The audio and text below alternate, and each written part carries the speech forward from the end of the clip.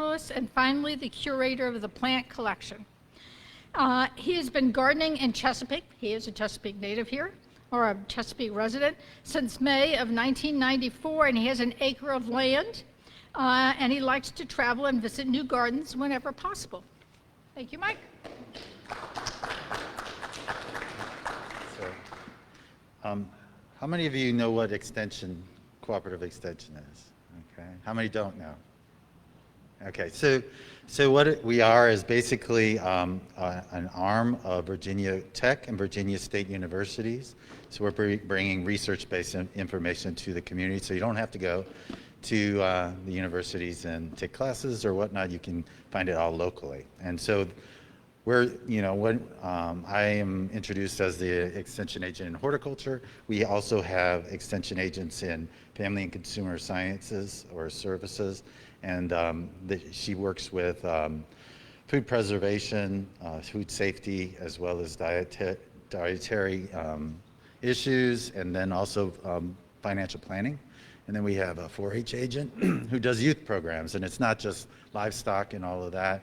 It's anything from government to girl power to robotics, anything to do that kids want to learn, okay? And so you just need I think 6 kids to form a club and a parent to help with that. And then we have our agriculture agent too, who does more of the crops and things, and I focus on anything homeowner related as well as commercial production and things along that line, so nurseries and whatnot. Also environmental quality, so we do a lot with pesticide safety, so people aren't spraying things or trying to use less and less chemicals, and to do the same job, save you some money. So today, I'm just gonna kind of go through one kind of a program, but our office is in the planetarium building here in Chesapeake. And if you have questions about a bug, a disease, or anything, right now we're doing everything virtual, so sending photographs to me, and I think at the last slide I'll have my email, or you can call in the office or drop by samples once we get that going again. And currently that's free. I think the disease lab is going to start charging a small fee for those samples because of all of the equipment that's involved with raising cultures and things like that.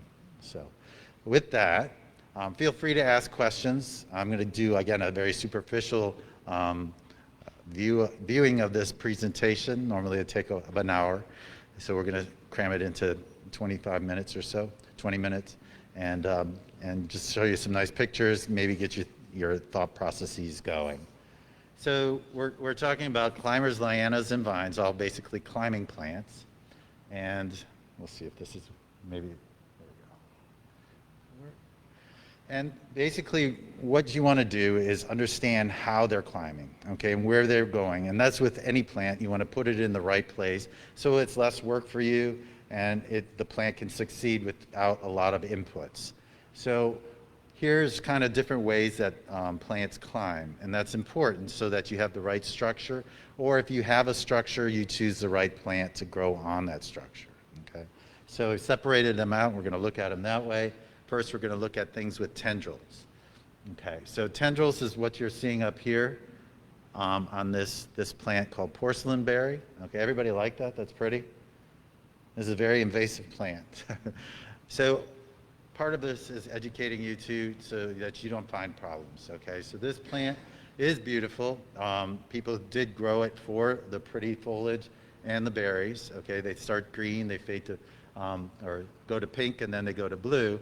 And that's what's called porcelain berry. The birds love them, so that's a good thing, right? And then they spread them around, and every seed germinates all over your yard. And because it's a vine, they can quickly grow over other plants and cause problems that way.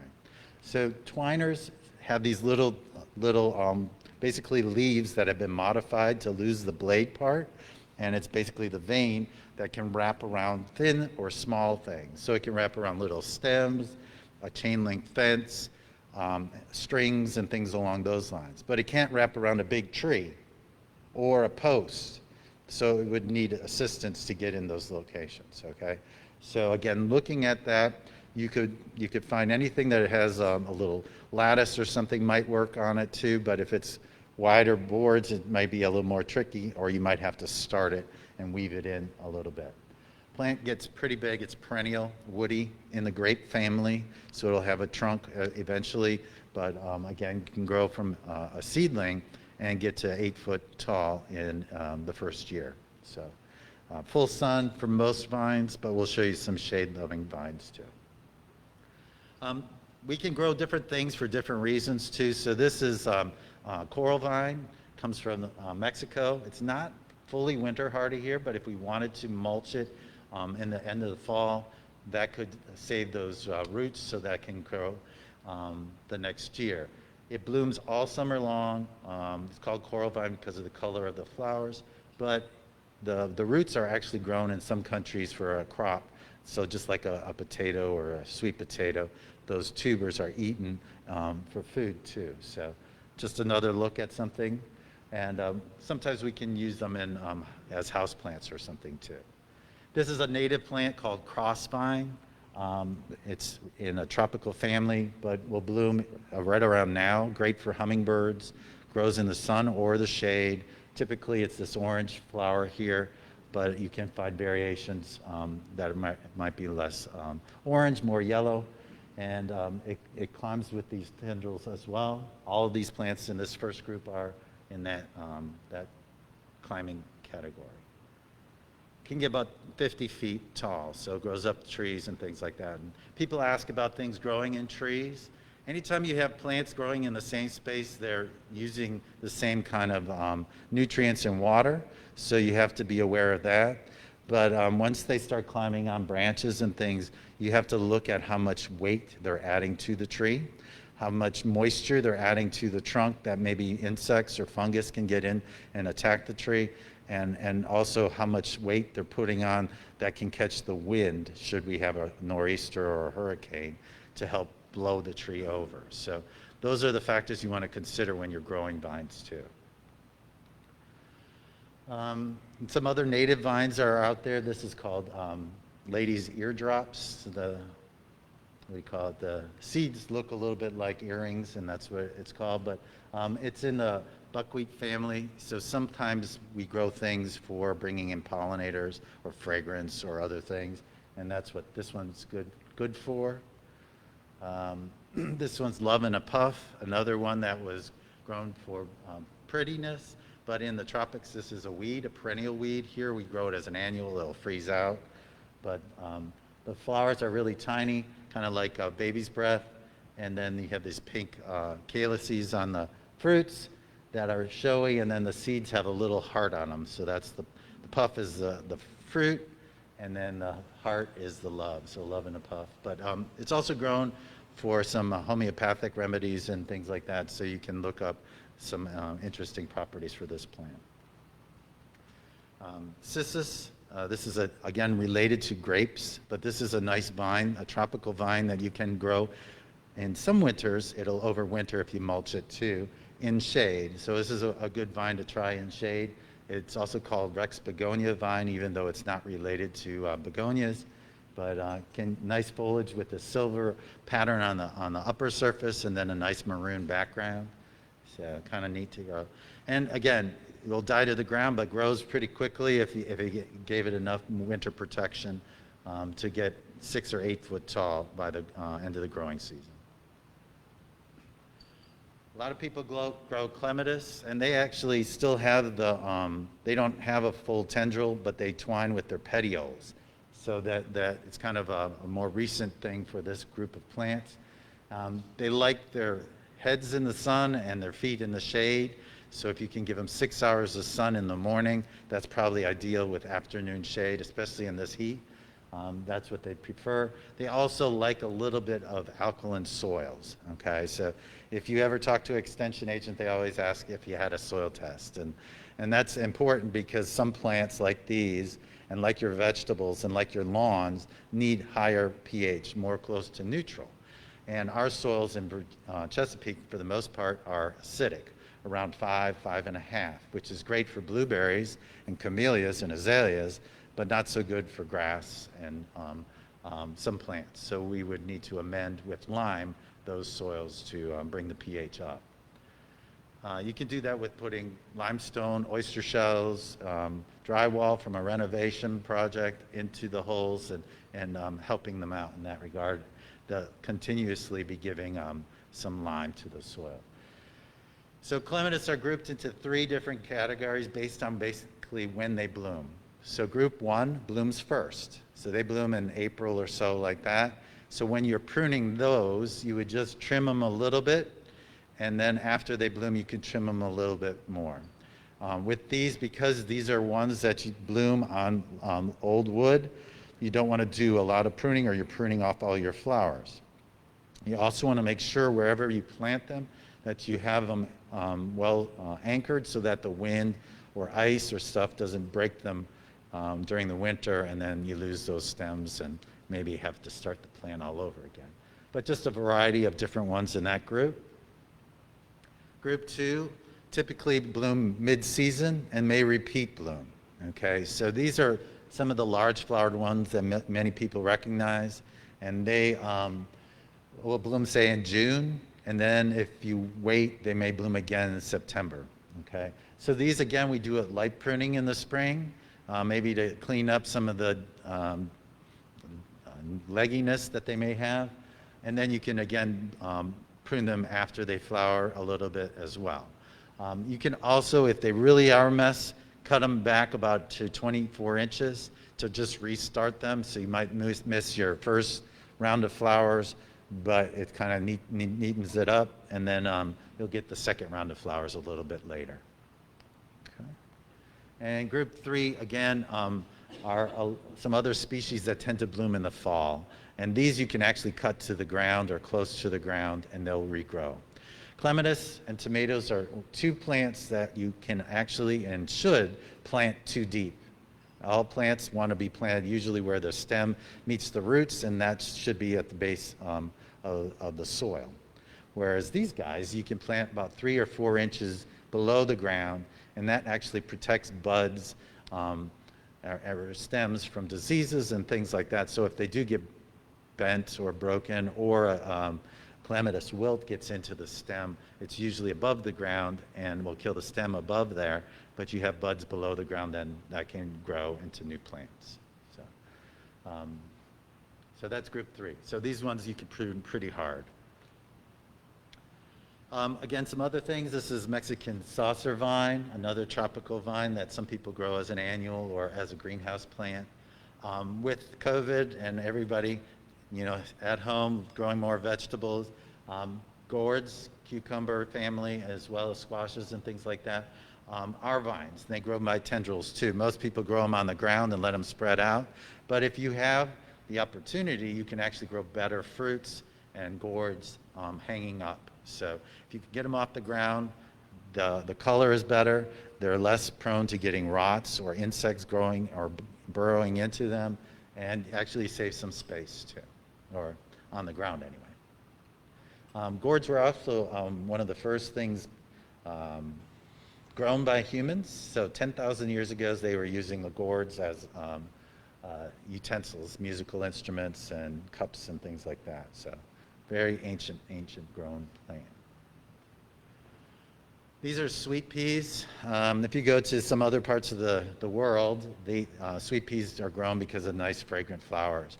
In our climate, it's very difficult to grow them. We have a short window in the spring, so you need to start them indoors, plant them outside in, say, late March, and then by May, the heat comes and they basically finish their season. We do have some perennial sweet peas that we can grow, but they don't have the fragrance too. So, and that's the same thing with our peas. We would have a pea crop in the spring, and we can also try a pea crop in the fall too for edible peas. Firecracker vine, another one that grows by twiming, good for hummingbirds, so we can grow them for different reasons. Passion vine, we have 9 different native species, all are edible. Some of the fruits are the size of a blueberry. Others are the typical ones or size that you grow or find in the grocery store. Ours is most commonly is a yellow maypop, and you can eat those once the fruit is turned yellow. But we have a lot of purple, smaller fruited ones also in the area. So several hundreds of species out there, maybe not hundreds, but many, many species in the world, and 3 main species are grown for edible fruit juices that you hear of as passion fruit. They sucker a lot too, so if you plan on growing them, when you plant them, it's best to plant them in a pot and then grow them on a big arbor or trellis. Otherwise, they'll be popping up in your lawn or elsewhere in your garden. Grapes too, another vine that grows with tendrils. They bloom on new or old buds, but you always have to kind of keep them in line to get the fruit production. This is a particular species called the Crimson Glory vine, and it's grown for its red foliage color. Fruits on it are there, but they're mostly seed, not really great for eating, but can be eaten. And then grape seed and other things, grape leaves, can be eaten also for different foods and for different nutrients. We have all kinds of programs on regular grape growing too, so if you had more questions on that, we can help you out. Any questions before? I know I'm going really quickly, trying to give you as much as I can, but go ahead. Are there any of these climbing vines that are not constructed to water along the fireplace? Okay, so this group is fine because you would have to have a structure for them to climb on. So for insurance purposes, they don't like you growing vines on your house or on the sides of your houses just because it provides more humidity too. So, and it also provides cover should you have termites or something crawling up and around there. So the first group that we just looked at will not damage your mortar though, okay? This group is what would damage your mortar. And this is why you wouldn't want to plant it on your house, okay? So these are with aerial roots, okay? And so this is what these aerial roots look like, okay? So they actually exude kind of a glue that helps them stick to the surface. They need hard, big surfaces to stick in. So this is not one that you would grow on a chain link fence. It's not going to weave in and out, this type. They need a tree trunk, they need a wall, they need post or something substantial to grow on. So this is called trumpet vine. Everybody plants it, it's native for the hummingbirds and stuff. The other common name is devil's shoestring, okay?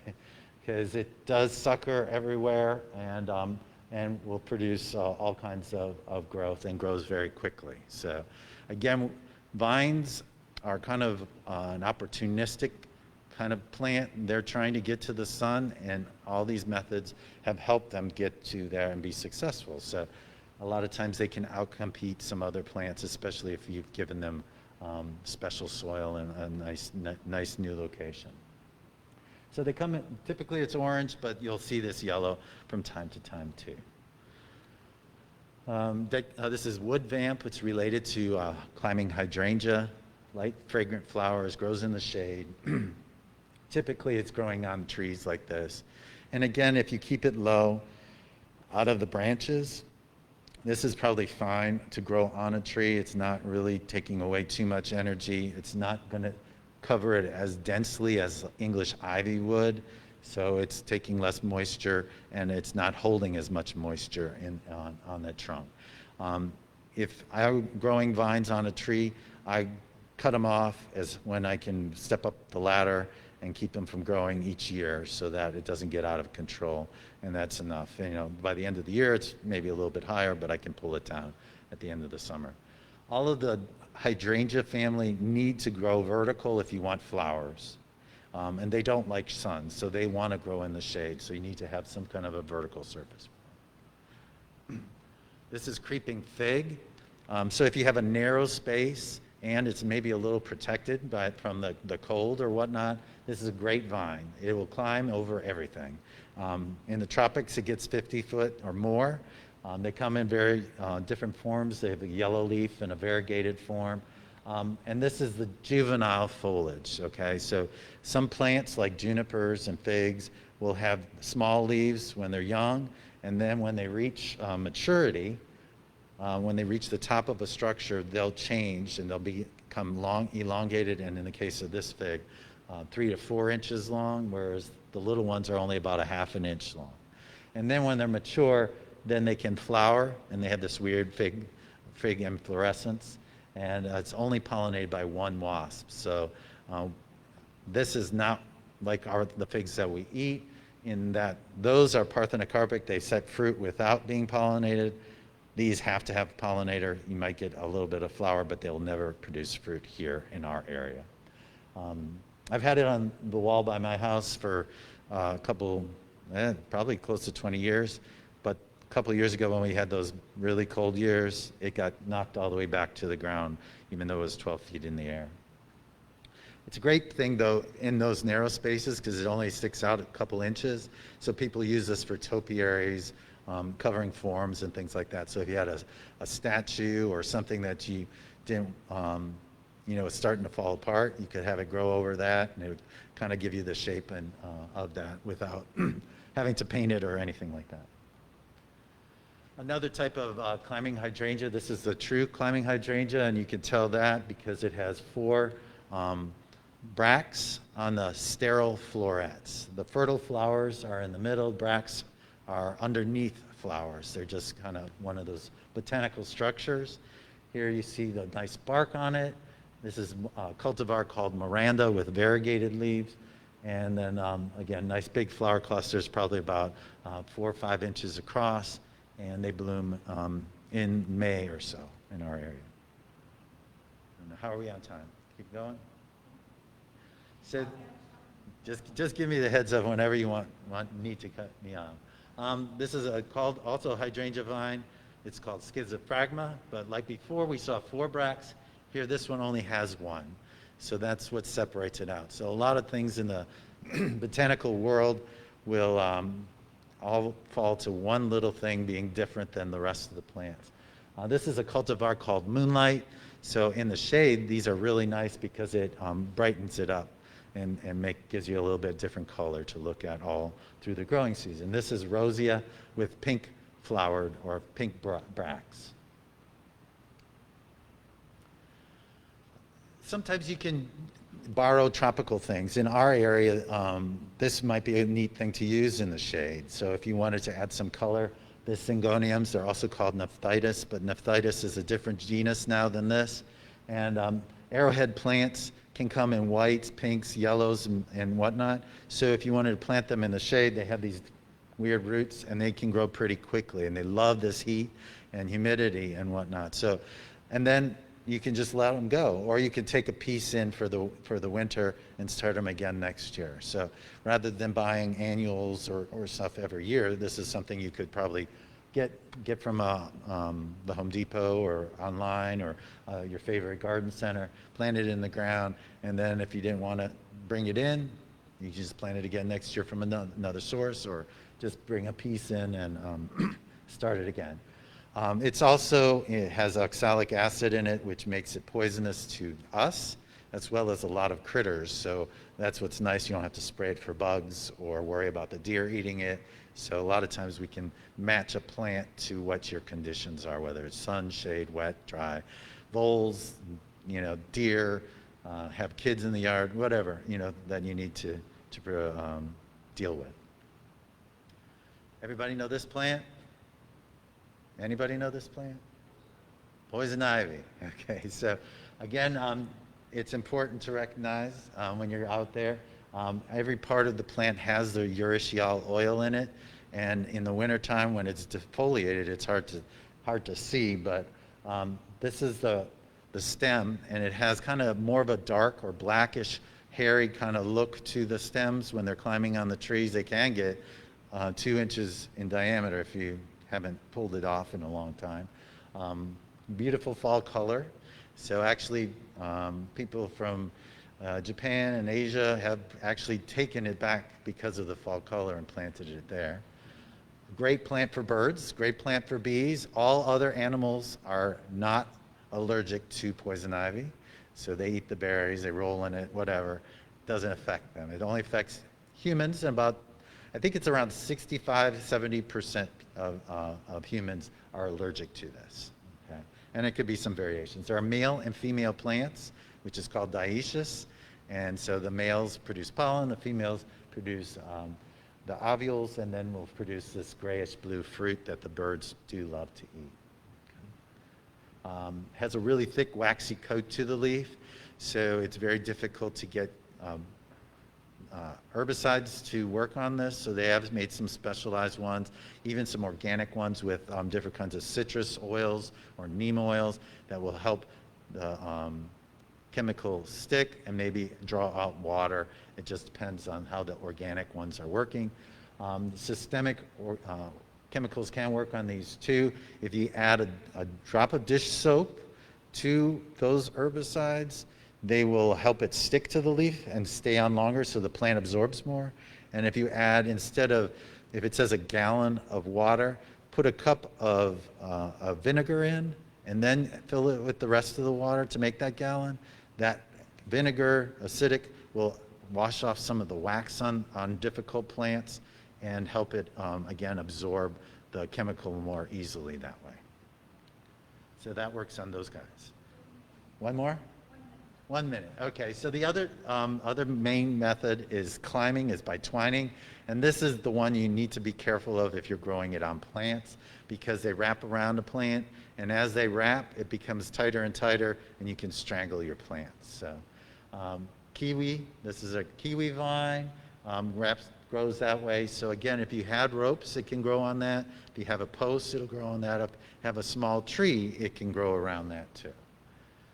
Dutchman's pipe, some other annual vines that we grow, acerina.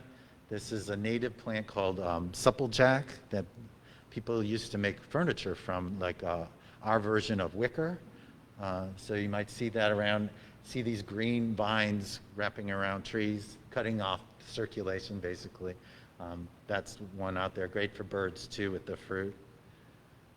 Bittersweet, we have native and oriental that have escaped. Native have fruits on the tips, whereas the oriental or invasive are on the axils, and then the leaf shape is a little different on both of those. Male and female plants. Butterfly pea, used for soil reclamation as well as beauty.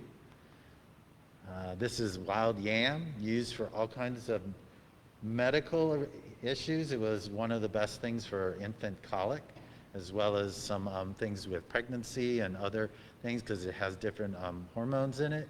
Just again, whenever we or mention something like that, you need to look into that. Don't always follow what you read to heart, because some of these can cause issues too if we aren't careful. But it's native. This is dolichos, a hyacinth bean. It actually is grown in other countries around the world for food, but you have to, just like with poke salad, have to strain the water twice or change the water twice to make it edible. The raw seeds are poisonous. Okay, so, all right, I think that's probably all. I'm just going to show you one last thing, if I can get to it. And it's the last group are things that grow in other ways, and that's usually by, they have thorns or spines, like roses and stuff, where they hook onto different things. So bougainvillea is a good example. It has spines, and so they lock the branches and they kind of ramble all over and climb up that way, but they don't, you can pull them apart and they'll fall flop on the ground. So that's just another way that they could grow. All right. Any other questions? All right, great.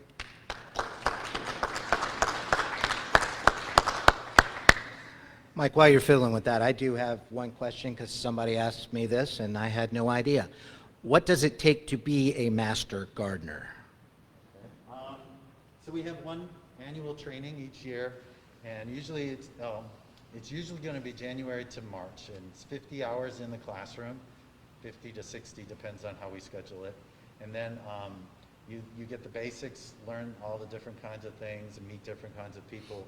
And then we assign you 50 hours of volunteer work where you're assisting or basically understudying with a perennial master gardener to kind of help us teach in the community. So we have programs like Plant a Row for the Hungry, which is every Tuesday at Central Library this year. From 9 to noon, we collect vegetables from people growing them in their gardens, extra tomatoes. So if you have planted cucumbers or squash or zucchini or whatever, and you have extras, bring it on Tuesday mornings to Central Library, and they help distributed through the food bank. We do other programs in the schools, Arbor Day in the community, where we plant trees in neighborhoods that have low canopy coverage. We work on other programs throughout the year. So MasterCard interns will participate in a little bit of each of those programs to get kind of a feel for what they like to do, to meet different people within the group, and to form new friendships that way, and then maybe introduce some new ideas to get us into different parts of the city and doing different kinds of projects, rain barrels, water quality, other kinds of programs like that. So we're working with the city right now on FEMA lands that were acquired through flooding projects, and trying to see what we can do instead of just mowing them and wasting, energy and gas and whatnot, and maybe putting something in that the neighborhood will appreciate, whether it's, a pecan grove or a butterfly garden, depending on, the interest in the area and how much time they're willing to commit to doing that. But basically, it's an educational program. You go through 50 hours, pay for your book and a few other items, and then complete your 50 hours back, and then you're a full-fledged Master Gardener and have to do 10 hours of additional learning each year, 8, and then 20 hours of teaching in the community to maintain your Master Gardener status. Okay. All right. Thank you very much again. We appreciate it. All right. Next week, we are having Cynthia Whitebread Spanulis from the Virginia Aquarium and Marine Science Center. So hopefully we can get some more folks out here to listen to that speaker live. Obviously, if you're not able to make it, we do still encourage you to look at the meeting on Facebook. And if we have nothing more for the good of Rotary, we are adjourned.